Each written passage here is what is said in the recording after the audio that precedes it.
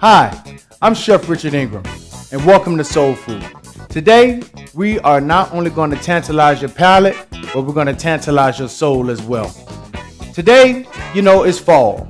So you think about acorn squash, you think about butternut squash, you think about apples, cobblers, and things of that nature.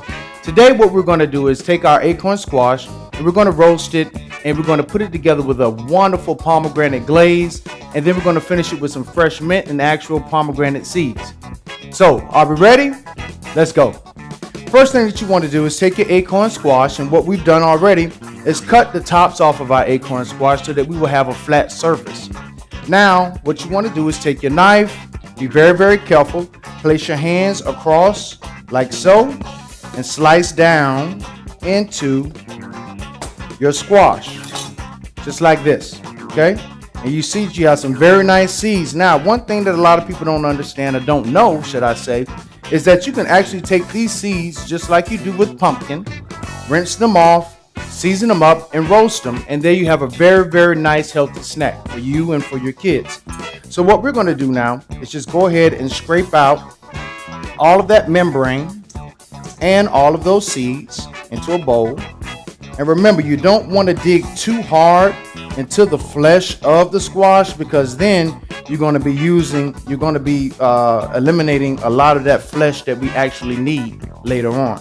So once you have those out of the way, the next thing that you want to do, and remember again, you want to use a flat surface. So instead of cutting our squash this way, you're going to turn it over just like so that you have your flat surface. Now, you want to be very careful because this is a very, very hard surface that's on top, so you want to be careful. One thing that you need to understand is that you need to make sure that your knife is super sharp, because what a lot of people don't understand is that using a dull knife is twice as dangerous as using a sharp knife. A dull knife will slip off of the surface and go right directly into your hand, and I've experienced that firsthand. So you want to make sure that your knife is super sharp, and you want to start off by using that claw hand that we always talk about to protect your fingers. So what we're going to do is take our first slice of our acorn squash, okay? And as you see, we're taking small slices, and the smaller the slice, that is going to cut down on your cooking time. The thicker the slice, of course, then it's going to have to cook a little bit longer. So once we get all of these slices done, that's our first part. Once we get all of these done, then we're going to season it with some salt and pepper, toss it with a little bit of olive oil, and we're going to cook it in a 425-degree oven for about 15 minutes. We just want them to get nice and soft, okay? So now that we have these done, we're going to take and put them on our sheet pan, which is lined with foil. Okay, just like that. One tried to get away. And then we'll take our olive oil and drizzle it across the top of our squash, just like that. Give it a nice little mix. And you want to go ahead and mix these around first so that each side of that squash has some of that good oil on top of it. And the reason you're doing that is because that oil is going to help the seasoning adhere to the surface.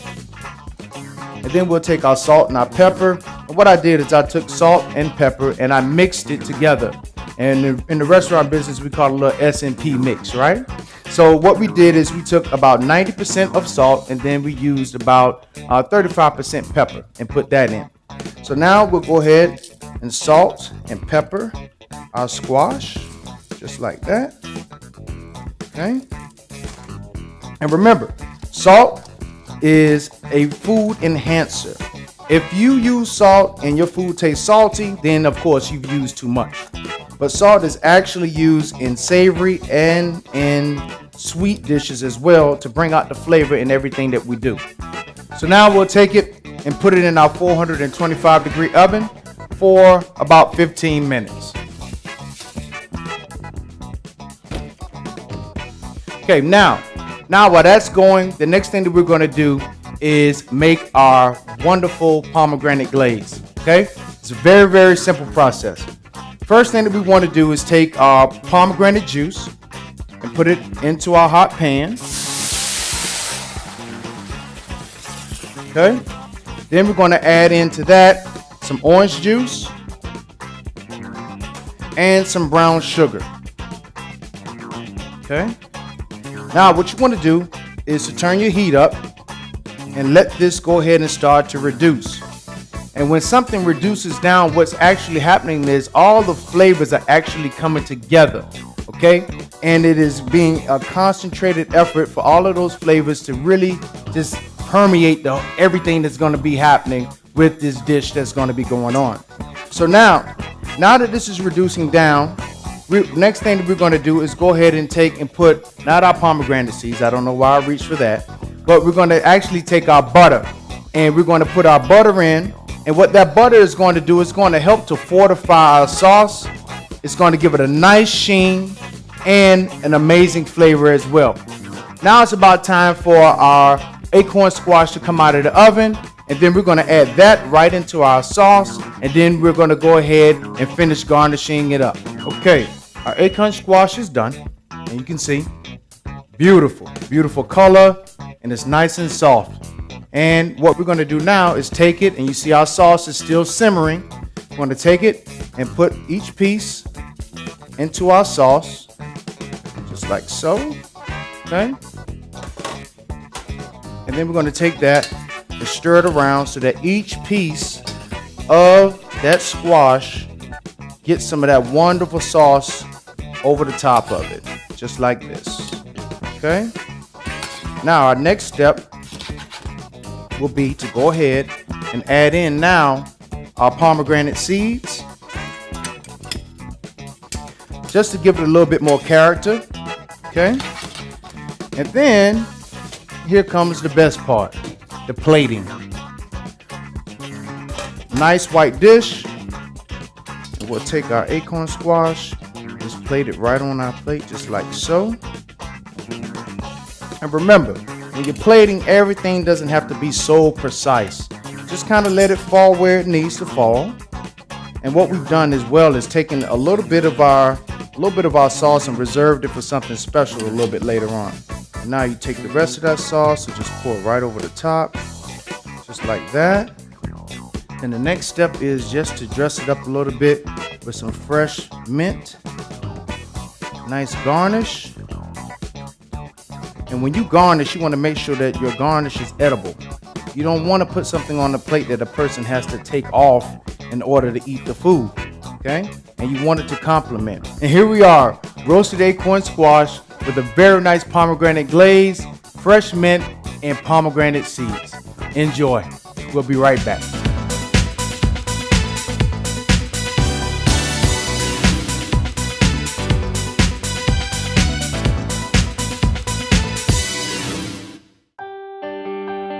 Fresh thinking is being served at Miami-Dade College.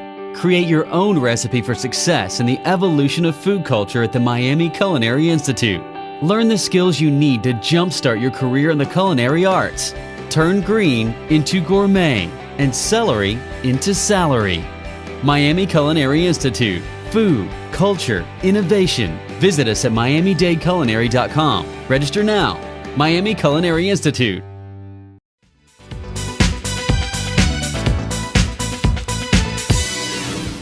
Hi, we're back. What we're going to do now is make one of my favorite dishes to make, which is a pecan crusted lamb rack. Right here we have our fresh lamb that has been French, which means that the skin has been taken off of the bones. We have roasted pecans, panko breadcrumbs, fresh thyme, and a little bit of that sauce that we use on our acorn squash a few minutes ago, a pomegranate glaze, salt and pepper, Dijon mustard, grapeseed oil, and some wonderful nice butter that we melted off, and I'm going to show you what we're going to do with that. Let's get cooking. First thing that you want to do is to season your lamb rack on both sides. Why? Because you're going to eat both sides, am I right? So you want to have that good seasoning. So you want to liberally sprinkle your salt and pepper across both sides, the front, turn it over, and then you want to go ahead and season the bottom part as well, okay? Now, once you have that done, you want to go ahead and heat up your pan. And of course, I've already started heating this one up. You want to add in a little bit of your grapeseed oil, about 1 tablespoon's worth, okay? Just like so. And once you have that in, you want to put the skin side down of your lamb rack into that pan and start to roast it off, okay? And of course, when you hear that sizzle, that means that you're working with something, okay? So now, as that goes, I've already taken one of the lamb racks and already roasted it off so that we can go ahead and proceed with what we're doing. What we're going to do now is make our crust. You want to take your pecans, put those on the plate. You want to take your panko breadcrumbs, and then your fresh thyme. And then you always want to make sure that you season everything that you're working with. So we're going to take a little bit of our salt and pepper and add that in. You want to give that a nice mix, just like so, okay, to make you a nice crust. And you want to pat it out so that as you lay your lamb down on there, it evenly coats your lamb as you're going along, okay? Now, your next step that you want to do is to take your lamb rack, take a little bit of your Dijon mustard, and you want to just lather that right across the top of that, okay? Just like so. And don't be shy with it. Go ahead and get in there and get it all over. You want it on the bottom, and you also want to go underneath as well. Why? Because you're eating both sides like we said before. Remember? Okay? Now that you have that lathered all the way around, the next thing is to go ahead and take your lamb rack, place it down into your breadcrumbs, and then firmly press it down just like so. Then come across to the bottom and press it down again, okay, all the way around. So now it's nice and even, just like that and just like this across the bottom. Now you want to take that rack and put it on your sheet pan. If you don't have a rack like this, it's perfectly fine. You can go ahead and just use a regular pan with some aluminum foil and it'll come out just the same, okay? Now that we have that done, we'll go ahead and flip this over. And as you see, it's getting a little brown, just like we want it to. And we'll let this sit for just about maybe 40 seconds or so, okay? And while we're doing that, we'll go ahead and just tidy up, put everything together, and get ready so that we can go ahead and add our crust to that. You want to go ahead and reform your crust, just like so. If you think you need to add a little bit more, you can. And one other thing, you don't have to use thyme. You can use any herb that you want. A little marjoram, you can use a little rosemary, and because it's lime, what else can you use? You can use mint, because you know mint is our traditional herb that goes with lamb. So now that we have this lamb ready, we go ahead, give it a little more of a sear. We take it out, and we repeat that same process all over again. You're going to take our mustard, put this over. And another thing as well, on our recipe it says Dijon mustard. You're more than welcome to go ahead and use honey Dijon mustard. There's a mustard out right now that's great. It's a blue cheese herb mustard. You're welcome to grab that. That's found in specialty stores. Okay. And now we'll go ahead and recreate the same process. Put it down into our herbs. Okay, press it down. Then come right back over the top again, under the bottom, just like so. And there you are. All right. Now we'll take and put this on our rack as well. Set them a little bit differently, because you don't want the bones to lay on top of these, because it's going to disturb our crust. All right. Now the next thing that you want to do is go ahead and take it and put it in our oven at 400 degrees, and we're going to cook it for about 15 to 20 minutes, so that you have the internal temperature of 145 to 150, which will give you a mid-rare center, okay? And that's how I really like mine. Not bloody, but still I like it to be nice and moist on the inside, okay? So what we're going to do now is go ahead and take it and put it right into our oven, and we'll be right back.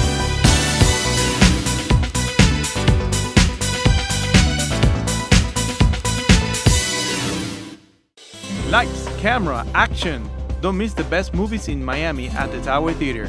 305-642-1264.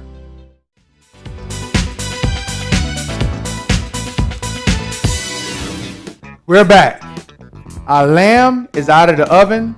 We've let it rest a few minutes, and now it's time for the presentation.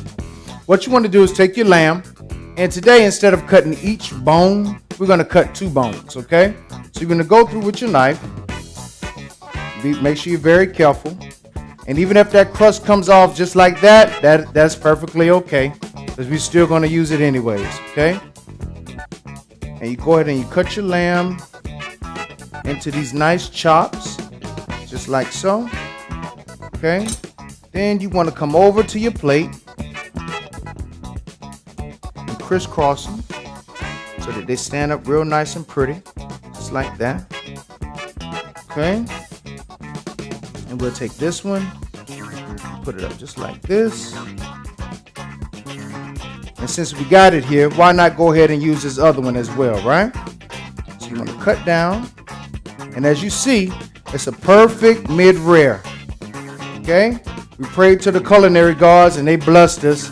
And we got a perfect mid-rare. Okay? And then you want to take these. You can place it just like this right around on top of our acorn squash, and this is a perfect holiday plate right here. Now, remember we had our sauce from our acorn squash, the pomegranate sauce. What we're going to do now is take that and drizzle it across just like that, right over the top of our lamb and our acorn squash. And remember, this sauce also has a hint of that mint on the inside of it. So it's going to actually do very, very well with that lamb. And then our last step is to take that butter that we had. And what we did is we browned the butter, which means that we actually let it cook down so that the milk solids will go to the bottom of the pan. And as they do, they start to brown, which gives it a nice nutty flavor. But you want to be careful. You only want to brown that butter for, once it melts, you only want to brown it for maybe about half a minute, 30 seconds or so, because then it'll go directly into burning, and that's something that you don't want to do. So we're going to take a little bit of that butter, and yes, those of you that are on a diet, you may want to close your eyes, because we are going to sprinkle that butter, drizzle it right over the top of that. Because think about that. You got those nice pecans, you got that lamb, you got that acorn squash, you got that pomegranate, and now you got some brown butter. Oh my goodness. So there we are. You have pecan crusted lamb rack with acorn squash and a nice pomegranate glaze to go on top, fresh mint and brown butter. Bon appetit.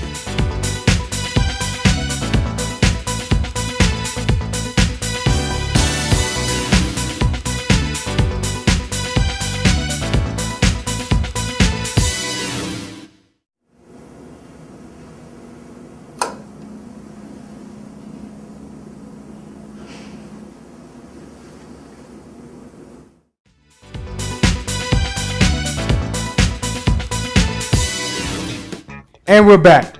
What we're going to do now is make a delectable dessert, a banana bread pudding. And this is what we have. We have toasted pecans. We have raisin challah, which is an egg bread, but what we've done is we have raisins on the inside of it. And if you can't find a raisin challah, the only thing that you need to do is buy a regular one, okay? Or you can use brioche. Take raisins, soak them in about 2 tablespoons of rum, maybe 1 cup of raisins, soak it in 2 tablespoons of rum, let it soak a little while, and then it'll be the same thing, okay? So don't panic if you can't find this. Then we have dark brown sugar, which has a deeper, richer flavor than your light brown sugar. We have our brown butter. We have bananas, eggs, vanilla, and rum, okay? Some good dark rum. So let's go ahead and get started. The first thing that we want to do is saute our bananas in that brown butter. So we're going to go ahead and put our brown butter in the pan, just like so. Then we're going to turn our heat up just a little bit, okay? We're going to add a little bit of our brown sugar into that pan as well. And then our main ingredient, which is our bananas. Now we're actually sauteing our bananas so that they can get a little brown, they can get a little softer, and then we can impart some good flavor in them as well, okay? So you want to go ahead and give that a good stir. And I know as you're cooking, most times people want to stand over it and just watch it cook. But what you're going to do is turn this heat down a little bit and just let nature do its work along with that butter and along with that sugar. And then we'll move on and start to make our custard. okay, as that's cooking. Now, what we have here is our heavy cream, 2 cups of heavy cream. You want to add in our eggs to that. Then you want to add your vanilla, okay? Add your rum. You can add as much rum as you want, okay? And then you're going to have your brown sugar. And that is your custard. Now you can also add to that, if you want, you can add a little cinnamon, a little nutmeg. If you don't want to add rum to it, you can also put Kahlua in it. Whatever it is that you want to do, you can do, because it's your bread pudding, am I right? So you want to go ahead and give that a nice stir and break up those eggs. Bring everything together. Make sure that you don't get it all over yourself though. That's very easy to do. So now that we have all of this incorporated, you want to go ahead, take your whisk, sit that to the side, and our bananas are just about done, as you can see. They have that nice color on them and the whole 9 yards. Now, once we take our bananas out, we're not going to leave all this good flavor in here. We're going to scrape everything out of here and incorporate it into our mix. So, inside of our casserole dish, we've already buttered it. You want to take and put butter all the way around, you know, old school like our grandmothers used to do. And you're going to add in your bread. So you add a little bread in first, just like so. You're going to add in some of your pecans over the top. And as you see, it's a real quick recipe. And then you want to get your spoon and add in some of your bananas. And scrape the bottom and get some of that goodness out of there. And put your bananas all over the top, just like that. Then the next thing that you want to do is to take some of that good custard and pour right over the top. Just like so, about half of it, okay? Now, the reason that you're doing it in stages like this is so that every piece of that raisin holla and those bananas and those pecans get some of that rich custard that you have just worked so hard to put together, okay? So now we're going to go right back again with the same process. This time we're going to use the rest of our bread cubes. And if I didn't mention before you put your challah in here, you want to toast them at 350 degrees for maybe about 5 minutes. You don't want them to be croutons where they're rock hard, but you do want them to have a little crust on it, okay? So we put that in. Then we add our pecans, the rest of our pecans right on top. And you know what we're going to do? We're going to save just a few of them. We're going to save just a few of our pecans for our garnish at the end, okay? Now, you want to press it down just a little bit, okay? So that some of that custard comes up to the top. And then we're going to add the rest of our bananas, that butter, and that sugar, okay? And again, if you're on a diet, this may not be the dish for you, but we hope that you enjoy it anyways, okay? And now, for the finishing touches, we're going to go ahead and put the rest of our custard, and you want to evenly distribute it all the way around. You want every cube to get some of that love that you put inside of that custard, okay? We push that around and go ahead and scrape it in, just like so. There you are, okay? Now, you want to take your hands, and this is where it gets a little messy, and you want to push down. And the reason you're pushing down is so that each piece of that bread gets immersed inside of that custard, okay? You want those bananas in there as well. Now, normally what you would do, after you push it down, you would wait about 15 minutes so that all of that bread can really sop up that good custard. But because of time, we're going to go ahead and put it in the oven now and let that bake, okay? So that it can come out and we can really see what we're going to do next. And with this custard, you can do whatever you want, really. You can take and put peaches in here if you want to, and any other type of a fruit, blueberries, all sorts of things that you can do with this. It doesn't just have to be about bananas. Now that we have all our ingredients incorporated, what we're going to do next is take our bread pudding, place it in the oven at 350 degrees for 45 minutes, and we'll see what happens.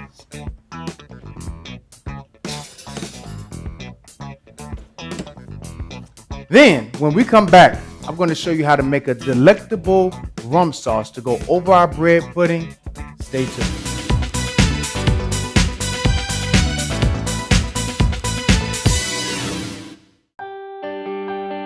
Fresh thinking is being served at Miami-Dade College. Create your own recipe for success in the evolution of food culture at the Miami Culinary Institute. Learn the skills you need to jumpstart your career in the culinary arts. Turn green into gourmet and celery into salary. Miami Culinary Institute. Food, culture, innovation. Visit us at miamidadeculinary.com. Register now. Miami Culinary Institute.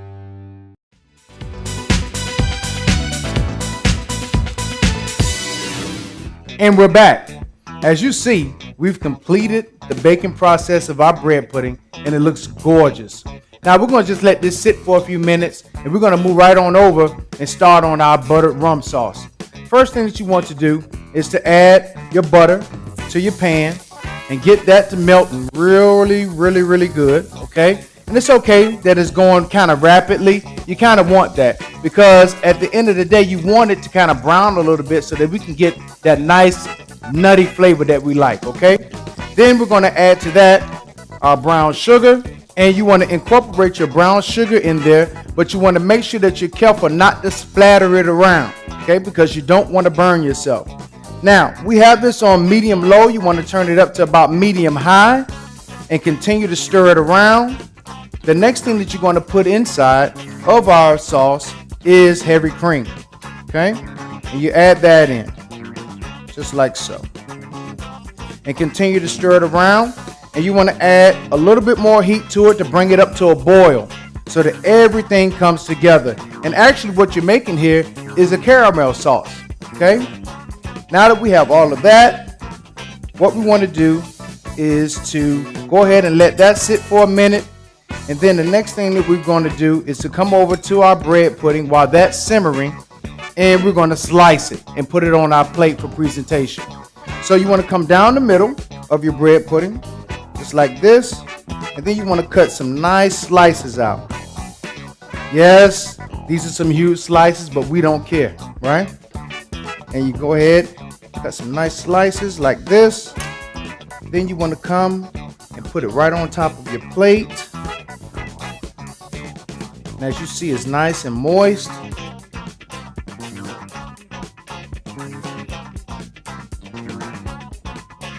Just like that.